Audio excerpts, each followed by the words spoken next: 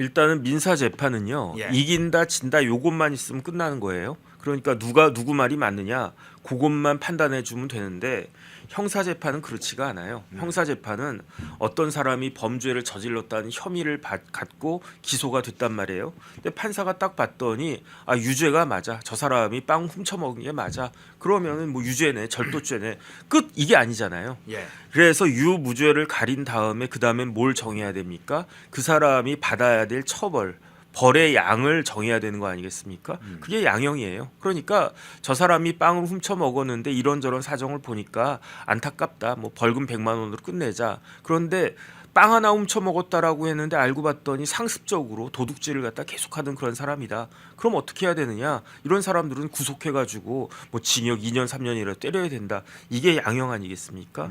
그러니까 그런데 사실 이 공직선거법 재판은요 유죄냐 무죄냐보다 더 중요한 게 있어요. 그게 뭐냐면 형의 그 정도거든요. 예. 100만 원까지 나오면은 이재명 대표는 예컨대 뭐 지난번에 징역 1년에 집행유예 2년 나왔단 말이에요. 1심에서. 예. 그런데 판사님이 항소심 판사님이 옛다 봐준다 해가지고 이재명 피고인 이재명 벌금 100만 원 그러면은 징역 1년이 벌금 100만 원으로 줄어들었다고 이재명 대표가 만세 부르겠습니까? 오히려 판사가 누구 약 올리느냐 이렇게 하는 거 아니겠습니까? 예. 99만 9천 원 때려주면 되는데 100만 원 때려주면은 이게 지금 이재명 대표 입장에서는요 징역 10년이나 벌금 100만 원이나 똑같단 말이죠. 그러니까 이 그 판사님이 형량을 결정하는 데 있어서 참고하는 증인이 그게 양형 증인이다. 그래서 그 아마 이제 이재명 대표는 이런 점들을 잘 알고 있기 때문에 만약에 서울 고등법원에서 나를 유죄를 때린다고 하더라도 그래도 형량을 100만 원 미만으로 진짜 99만 9천 원으로 때려야 된다. 그 이유가 뭐다? 이러이러한 사람들 전문가들의 이야기를 들어봐라. 그러면 당신이 나를 유죄로 생각해도 100만 원까지 100만 원 이상의 그 형을 때릴 수는 없을 것이다. 그거를 밝히기 위해서 그 신청한 증인이 양형 증인이었다 이렇게 생각하면 될 거고요. 예. 그다음에 저는 처음에는 그 피고인 측에서 이재명 대표 측에서만 양형 증인 신청했다고 해가지고 그런 줄 알았는데 검찰 입장에서도 아니 저쪽에서 양형 증인 불렀으면 우리도 불러야 되는 거 아니냐 해가지고 검찰 측의 양형 증인도 그 어제 나와가지고 증언을 그 본인의 의견을 이야기한 것이다 이렇게 보면 될 것 같습니다. 예. 그 양형 증인 문제 한번 조금 더 다뤄보죠. 이재명 측에서 먼저 양형 증인을 신청을 했습니다. 그러자 검찰도 양형 증인을 추가로 검찰도 신청을 했는데요. 자, 이재명 측에서 신청한 양형 증인 정준희 한양대 교수입니다.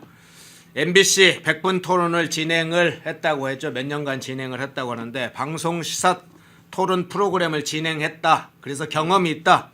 방송 경험이 있기 때문에 이재명이 방송에서 한 발언에 대해서 이야기를 하려고 하는 거죠. 생방송에서의 발언이 선거에 영향이 별로 크지 않다. 이런 입장을 어제 이 정준희 교수가 얘기했다고 그래요. 뭐 이 점도 있고 또 하나는 생방송 도중에 이재명이 발언한 게 준비된 발언이 아니고 그냥 즉석에서 나온 답변이다. 그러니까 미리 계획된 준비된 이런 발언이 아니다. 이런 점을 강조하면서 양형을 낮출 필요가 있다. 이런 점을 강조했다고 하는데요. 이 주장 어떻게 해석을 하세요? 글쎄요, 저는 잘 이게 무슨 말인가 어리둥절하다 이런 생각이 들고요. 네. 정준희 씨가 한양대 교수라고 하지만 뭐 정식 교수는 아닌 것 같고요. 뭐 겸임 교수라고 제가 봤는데 결국은 그 언론인이라고 보면 될 것 같아요. 뭐 이렇게 그 시사 프로 같은 거 진행자 역할 많이 하면서 그냥 한양대나 이런 데에다가 그냥 겸임 교수라고 한 타이틀 얹어놓은 그런 분이 아닌가. 그러니까 방송 전문가란 이야기죠. 그런데 제가 도저히 납득이 안 되는 게 방송 전문가라고 한 사람이 어떻게 저런 이야기를 할 수가 있는가. 첫 번째. 지금 선거에서 가장 큰 영향을 미치는 게 뭡니까? 방송 아닙니까? 예. 옛날에는요. 제가 이 이야기를 딱 듣고 옛날 생각이 났어요. 87년이 제가 대학교 2학년이었는데 87년에 진짜 대한민국 역사에 굉장히 큰 일들이 무지무지하게 많이 일어났습니다. 뭐 박종철 열사 사망한 사건부터 시작해가지고 결국은 그게 흘러 뭐 이한 열사도 이제 사망하고 그래서 6.29 선언 나오고 그리고 난 다음에 헌법 개정이 10월 29일에 있지 않았습니까? 그리고 난 다음에 12월 달에 대선이 있었어요. 그래서 제가 기억이 나는 게 87년 대선, 제가 대학교 2학년 거의 뭐 겨울 이제 2학기 끝날 때 2학년 2학기 끝날 때 대선이 있었는데 그때는 어땠는가? YS, DJ 그다음에 노무현 후보 이런 사람들이 뭐 그 이번 주 토요일 날 김종필이요. 노무현이 아니라 김종필. 노태우 노태우는 노태우 내가 노무현이라고 그랬습니까? 예. 어쨌든 예. 이번 주 토요일이 3.1절이잖아요. 3.1절에 많은 사람들 모인다고 했잖아요. 그때는 예. 한 번 모이면 100만씩 모였다라고 했어요. 물론 좀 아. 과장이 있었겠지만 YS가 떴다 100만, DJ가 떴다 100만, 노태우가 떴다 100만 이랬단 말이에요. 그래서 그때는 세를 과시하는 게 여의도 광장, 지금 여의도 광장이 지금 같지 않았습니다. 그냥 아스팔트 그거였어요. 거기를 갖다가 꽉 메워야 된다. 그 사람들이 막 자발해서 온 것도 있지만 이 후보들이 세력을 과시하기 위해서 사람들 동원하고 뭐 그러지 않았었습니까? 그러니까 그때는 그 대선에 있어서 가장 큰 그 영향력을 미친 게 무엇이었느냐? 세를 모으는 거였거든요. 아, YS가 100만 모았대, 뭐 노태우가 100만 모았대, 뭐 이런 것들. 그런데 지금 뭐 그렇게 모입니까? 저는 이번 3.1절이나 최근에 토요일마다 모이는 집회에서 몇만 명씩 모이는 거는요. 굉장히 최근에는 이례적인 현상 아닙니까? 그렇다라고 하면 선거에 가장 큰 영향을 미치는 것은 무엇이다? 방송이다. 그래가지고 어제 뭐 그 김성천 교수님한테 물어봤다. 저 이재명 대표 측에서 물어봤대요. 테레비 있습니까? 근데 교수님 그 김성천 중대 로스쿨 교수님 집에는 TV가 없다고 제가 들었어요. 예. 그래 테레비 없습니다. 그런데 무슨 방송이 영향을 미칩니까? 이런 식으로 이야기를 했다고 하던데 테레비 보십니까? 우리 집에 테레비 여러 대 있거든요. 그런데 저 TV 보는 시간이요. 저 같은 경우에도 하루에 1시간 채 안 돼요. 그럼 뭘 봅니까? 이거 보잖아요. 이걸로. 핸드폰으로 유튜브 보고 뉴스 보고 하는 거 몇 시간 봅니까? 몇 시간은 보잖아요, 최소한. 네. 그러니까 사람들이 이전과는 달리 TV를 갖다가 호주머니에 넣고 시시때때로 이렇게 보는 게 그렇기 때문에 사람들의 의식에 영향을 갖다가 판단에 가장 큰 영향을 주는 게 그게 방송인데 어떻게 방송이 그 선거에 미치는 영향이 크지 않다라고 이야기하는가? 전문가라고 한 사람이 납득이 되지가 않고요. 그다음에 두 번째는 생방송 중에서 즉석으로 답변한 것이기 때문에 이런 점들은 그 감안해야 된다. 이게 즉석으로 답변한 겁니까? 그렇지가 않습니다. 예컨대 제가 오늘만 해도 방송 4개 있고 어저께 5개 있거든요. 네. 그 대본이 없이 하는 건요. 제 유튜브 하나밖에 없어요. 나머지는 다 줍니다. 방송국에서 주고 아니 허앵크도 저한테 이거 줬잖아요. 그러니까 문영배만 대본 받는 게 아니고 저 같은 사람도 대본을 갖다 줍니다. 하물며 가장 유력한 여당의 대통령 후보를 모셔와 놓고 그냥 즉석에서 아 이재명 후보님 뭐 이건 어떻습니까? 뭐 강아지 잘 큽니까? 뭐 아들은 잘 있습니까? 이런 거 물어보겠습니까? 미리 딱 준비해 가지고 이거 물어볼 테니까 답변하세요. 그러면은 이재명 대표 뒤에 스태프들 쫙 있어가지고 거기에 대한 답변할 내용까지 답안지까지 다 준비해가지고 그렇게 해서 방송해야 되는 거 아닙니까? 그렇게 안 하면 오히려 그게 더 이상한 거 아닌가?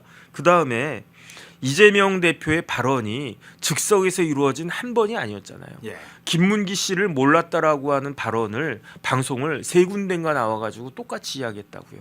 그게 CBS도 나갔고 SBS도 나갔고 채널 A도 나갔고. 그런데 김문기라고 하는 사람이 왜 우리 국민들한테 가슴에 팍팍팍 박히는 이름 석자가 됐습니까? 이재명 대표가 나 김문기 몰라라고 이야기한 시점이 언제냐면 2021년 12월 22일이에요. 그런데 김문기라고 한 사람 그 사람이 누군지 내가 알 게 뭡니까? 그런데 김문기라고 하는 사람이 모를 수 없는 그런 존재가 됐던 거는 바로 전날 12월 21일에 김문기 처장이 밤에 한 8시인가 9시인가 뭐 그때쯤에 그 자기의 사무실에서 싸늘한 시신으로 싸늘한 죽음으로 발견이 됐기 때문 아니겠습니까? 그 다음에 그때 김문기 처장이 혼자 처음으로 그 사망한 그런 사람이었습니까? 그렇지가 않아요. 한 열흘쯤 전에 유한기 사장이 그때 세상을 갖다 떠났고 그랬는데 대장동에 대해서 누구보다도 잘 알고 있다라고 자타가 공인하고 그래서 대장동 관련해서 뭐 물어볼 때 다 김문기한테 물어봤다라고 이재명 대표가 밝히기도 했는데 그 김문기 씨가 세상을 떴다는 거예요. 그러면 허현준 앵커가 그때 때 SBS 그 주영진 앵커 자리에 있었으면 아니 대표 저 후보님 김문기 처장이라고 하는 분이 돌아가셨다라고 하는데 혹시 아십니까? 물어봤겠습니까? 안 물어봤겠습니까? 이거는 누가 앵커라고 해도 다 물어볼 질문이고요. 누가 후보라고 해도 이 질문은 나한테 들어올 것이다라고 예측이 될 수밖에 없는 그런 상황이었는데 그런데 이게 어떻게 즉석에서 답변한 거기 때문에 그렇기 때문에 뭐 여기에 대해서는 뭐 가만히 돼야 된다 아니면 이건 뭐 이렇게 얼떨결에 나왔다 이런 이야기를 할 수가 있는지 이런 분이 어떻게 방송 전문가고 뭐 한양대 겸임 교수라고 하는지 오히려 저는요 이런 부분들이 그 재판부에 좋지 않은 영향을 더 미쳤을 거 아닌가 그런 생각 듭니다. 예. 자, 이재명 선거법은 크게 두 가지 쟁점이죠. 김문기 씨 몰랐다. 또 하나는 국토부 협박이 있었다. 뭐 이런 쟁점이 있는데 자, 김문기 관련 발언 영상 먼저 한번 잠깐 보고 오겠습니다.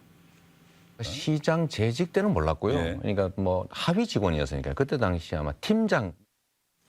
예, 시장 재직 때 몰랐다. 대면 보고까지 받았다는 것도 지금 확인되고 있는데 시장 재직 때 몰랐다. 그런데 지난번 그 항소심 재판부가 검찰에 이 김문기 씨 관련 부분에 대해서 허위 사실을 좀 특정해 달라 이렇게 요청을 했었잖아요. 네네. 그래서 검찰이 이제 공소장을 변경을 했는데 이 1심 재판부는 김문기 씨 관련해서 허위 사실 공표에 대해서 유죄를 인정한 부분도 있고 무죄를 선고한 부분도 있는데 이 항소심 재판부가 이미 1심 재판부가 판단을 했는데 유무죄 부분을 가려서 판단을 했는데 왜 검찰의 항소심 재판부가 이 허위 사실을 특정해 달라고 했을까요? 그게 조금 의문이 들던데요. 만약에 저 같은 사람이 피고인이었다라고 했으면 네. 뭐 재판부가 이렇게 꼼꼼하게 이렇게 좀 뭐 세밀하게 분류해라라고 이야기를 했겠습니까?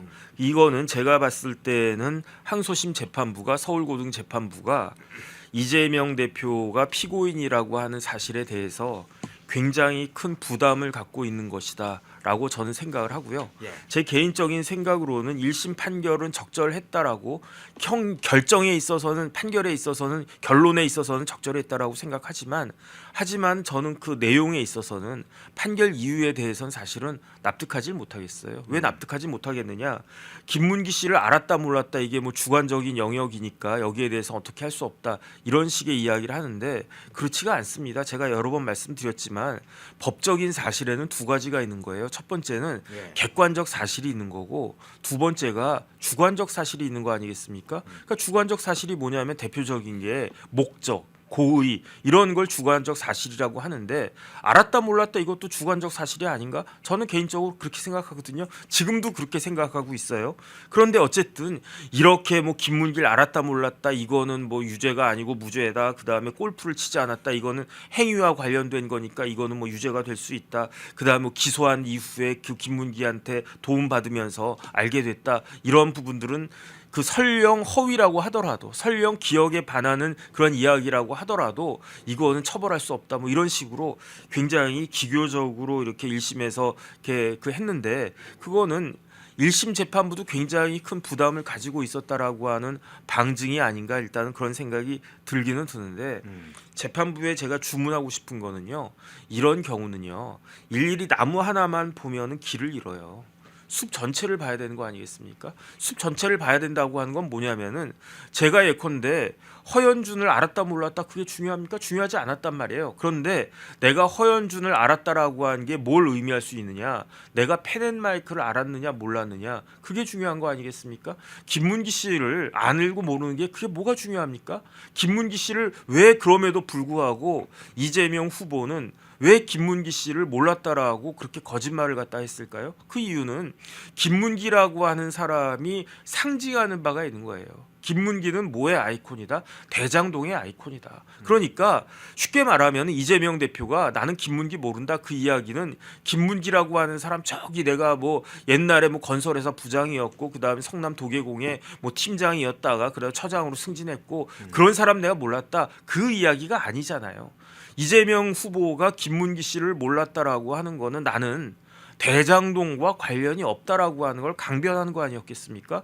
그거를 거기에 대해서 포커스를 맞추고 진짜 이재명 대표가 대장동과 관련을 갖다가 끊으려고 했던 건지 그거는 아니었는지 그렇게 그 기준을 세워놓고 판단을 했으면 1심에 있어서 김문기 처장 관련된 모든 부분들도 다 유죄가 나와야 된다라고 저는 생각을 갖다 하는 거고요. 국토부 공문도 마찬가지입니다. 국토부 협박이 있었는지 없었는지 그게 뭐 그렇게 대단하게 중요합니까? 중요한 건 뭐냐면 왜 이재명 대표가 말도 안 되게 말이 왔다 갔다 해요. 왜 그렇습니까? 그때 국토부는 뭐하고 연결되어 있는 것이다. 그럼 백현동하고 연결되어 있는 것이다. 내가 이재명 대표가 그 어디야 저희 백현동 관련해 가지고 종상향 4단계 있잖아요. 종상향 4단계 해가지고 깔끔하게 얼마 벌었습니까? 3천억 벌었잖아요. 그런데 종상향 4단계 해준 우리나라 모든 시장 구청장들 다 그 쫙 모아놓고 물어보세요. 질문해 보세요. 여기 시장님 구청장님 중에 업자한테 종상향 4단계 해주신 분 있습니까? 한 명도 없을 거예요. 그러니까 이재명 대표도 내가 종상향 4단계 했다라고 하는 게 굉장히 말도 안 되는 일이다라고 하는 거를 시인한 거 아니었습니까? 뭐냐면 만약에 국토부에 협박이 없었으면 종상향 4단계를 해줬다 안 해줬다 안 해줬다는 이야기잖아요. 협박이 있었으니까 난 하기 싫은데 협박이 있었으니까 어쩔 수 없이 할 수밖에 없었다. 그게 협박이 있었다는 그런 의미 아니었겠습니까? 그런데 어땠습니까? 결국은 그 압박은 있었어요. 누구의 압박이 있었습니까? 국토부 압박이 있었습니까? 아니거든요. 누구의 압박이 있었느냐? 김인섭의 압박이 있었잖아요. 김인섭이 인섭이 형이 이재명 그 당시 경기도 저희 성남시장 찾아가가지고 이 시장 내가 말이야 이거 저 정바우리하고 백현동 이거 하려고 하는데 종상향 4단계 좀 해줘 이렇게 이야기하면 그 당시 이재명 시장이 그 압박으로부터 벗어날 수 있었겠는가? 벗어날 수 없었으니까 제 생각에는요 이재명 시장이 당시 이재명 시장이 종상향 4단계를 그 요청을 받았을 때 속으로는 찝찝했을 거예요. 이거 뭐 종상향 4단계까지 해야 되나? 그냥 종상향 한 2단계 정도로 끝내면 되지 않나? 형님 한 1,000억만 먹으세요. 이 생각을 갖다가 했었을 텐데 무슨 소리야. 이방 해줄 거 화끈하게 해줘. 그러니까 종상향 4단계 해준 거 아니었겠습니까? 그러니까 그런 협박이 기억이 나가지고 국토부가 아닌 김인섭의 협박을 국토부의 협박으로 바꿔치기 하려고 하다가 결국은 그게 족쇄가 돼서 이 지경에까지 이른 것이 아닌가. 그러니까 저는요. 재판부가 이렇게 겉에 보이지 않는 한꺼풀 뒤에 숨겨져 있는 진짜 본질적인 것에 대해서 판단하고 생각하고 결론을 내려야지. 내가 김인섭이 어떻고 공문이 어떻고 이런 식으로 이렇게 하면 그러면 그렇게 할 거면 판사가 뭐가 필요합니까? 어쨌든 그런 생각이 들고요. 그래서 이번 고등법원은 아마 제대로 된 올바른 판결이 이루어질 수 있지 않을까. 저는 그런 생각이 듭니다. 예, 자연스럽게 국토부 협박이 있었다. 요 발언 허위사실 공표 내용 1심에서 유죄가 선고됐던 이 내용으로 넘어갔는데요. 자, 당시에 이재명 발언 한번 보고 오겠습니다. 만약에 안 해주면 직무유기 이런 걸 문제 삼겠다고 협박을 해서 만약에 안 해주면 직무유기 이런 걸 문제 삼겠다. 국토부에 그래 협박이 있었다. 이게 몇 차례 이야기를 했었죠. 그런데 어제 법정에서는 또 말을 바꿨습니다. 국토부에 협박이 있었다고 내내 1심 재판에서도 이야기를 하다가 어제는 압박이 있었다 이런 식으로 또 말을 바꿨어요. 이재명 협박에서 압박으로 좀 말을 바꾸는 장면이 어제 또 재판부 법정에서 있었는데 자 지난 2월 그렇죠? 지난 2월에 그 진행된 재판 내용을 보면 이런 여러 가지 이제 증인들이 나오는데 이 성남시청 주무관도 나오고 식품연구원 관계자 이런 사람들 다 증인으로 나왔어요. 2월에. 그런데 이재명에게 유리하게 발언했느냐? 유리하게 발언하지 않았습니다. 국토부의 협박이 없었다. 다 이렇게 관계자들이 증언을 해서 이재명이 오히려 그런 증인을 세웠는데 국토부의 협박이 있었다는 것을 입증해야 되는데 다 실패를 한 셈이 됐어요. 오히려 혹을 붙인 것이라고 볼 수도 있을 것 같은데 이 전체적으로 국토부 협박이 있었다. 이 부분이 바뀔 가능성 이런 부분은 어떻게 보세요? 그 이재명 대표 입장에서는요. 예. 이게 유무죄가 중요한 게 아니고 물론 유무죄도 중요하죠. 그다음에 그 유죄가 나왔을 때 벌금 100만 원 밑으로 갈 수 있을 것이냐. 그건 더 중요하겠죠. 예. 하지만 제일 중요한 건 뭐냐면요. 타이밍이에요. 타임에 지금부터 시간 싸움 아니겠습니까? 그래가지고 결국은 제 예상으로는 3월 12일쯤 판결 선고하지 않을까라고 생각을 했었는데 3월 26일로 잡혔잖아요.